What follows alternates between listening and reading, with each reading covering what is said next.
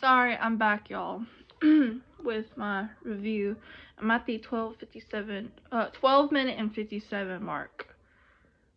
And I'm still on episode 4, season 3, titled Old Friends, Bridgerton. So if you haven't followed along, go on Netflix, type in Bridgerton, go to season 3, scroll down a little bit, and it will say Old Friends, and go to the 12 minute and 57 mark.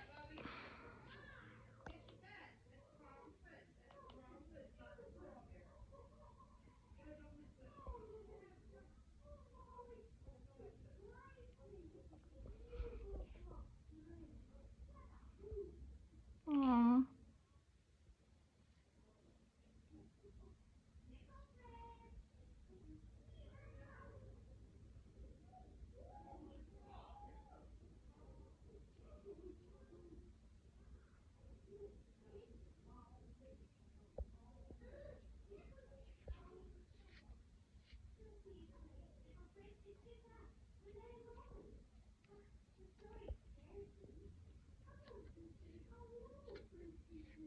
Aww.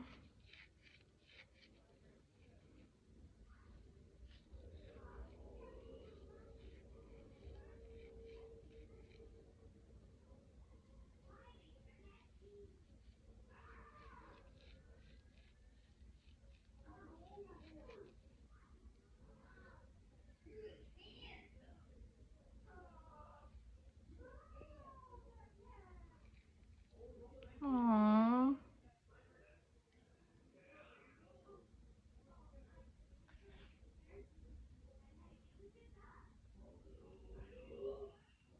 Or Penelope.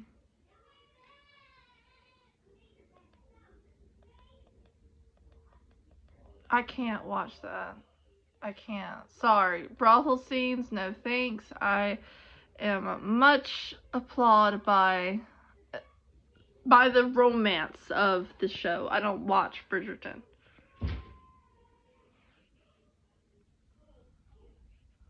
Ooh. Listen, I love John and Francesca's chemistry in season 3. So I think it's very beautiful that that's how they met during the marriage mart.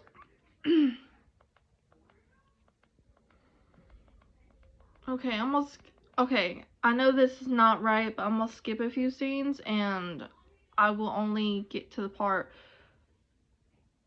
to the Colin scenes on how he is dealing with the feeling of his undenying love for Penelope.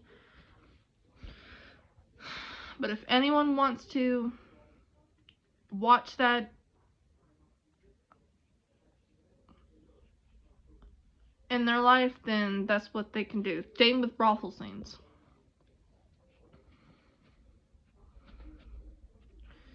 No offense, I don't like brothel scenes, to be honest. I just think it's very vulgar to me. Because, to be honest, I don't deal with that sort of thing. When I first watched it, I thought it was just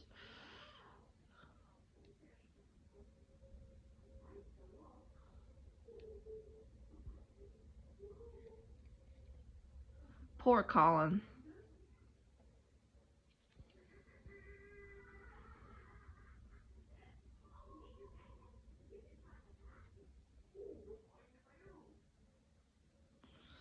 Ugh.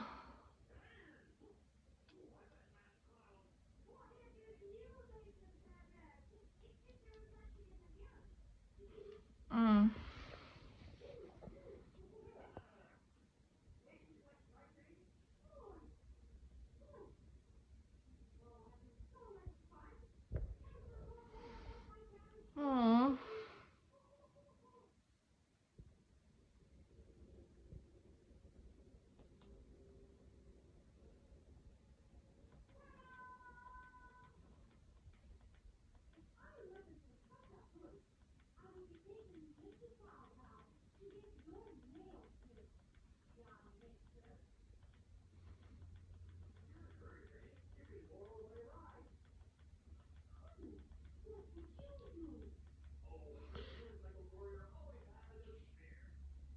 So, let's think. I will say this. That during this episode that I've already seen before, I will say that I have watched it. I have watched the entire episode, season, and all that. And I can say I do find it very sad that during all of this, like during all the not seasons, during all the moments in Romancing Mr. Bridgerton, I do believe that Luke Newton really possessed Colin's characteristics of wanting something more than what his so-called friends would want. And I believe that Colin is a sentimental gentleman. Like most Bridgertons, they are very sentimental. They have a certain way of handling those emotions. So what I believe is, what I most definitely believe is that Colin has to be one of my favorites characters from the show. Excuse me. And that's why I love Romancing Mr. Bridgerton. I think that book alone is one of my favorites. And I just love Bridgerton. I wish I could talk about Bridgerton all the time. And I still do. And I hope if Bridgerton or Netflix or whatever can promote me or send me a PR package, which I know that seems like it's a lot, but that would be so cool, like, to have a piece of history in front of me. And I get not everybody from the Bridgerton fandom who is in love with the show and in love with the books don't get that opportunity. And what I realize is that Bridgerton teaches us a lot about life. It really does. Reason why I say this is because Bridgerton taught us that love is in different forms. It's in different forms. It could be in friendship, it could be family, it could be romantic, it could be passionate, it could be any love or sort of love that most people would want in today's world. I mean, heck, I would love to be a part of the Bridgerton era or the Regency era, because at least you can connect with someone. And to be fair, I've never really felt that connection with any person or any guy, because I'm such an introvert and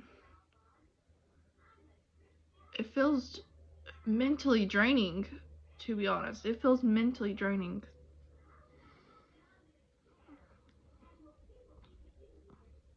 And that's what Bridgerton teaches us a lot.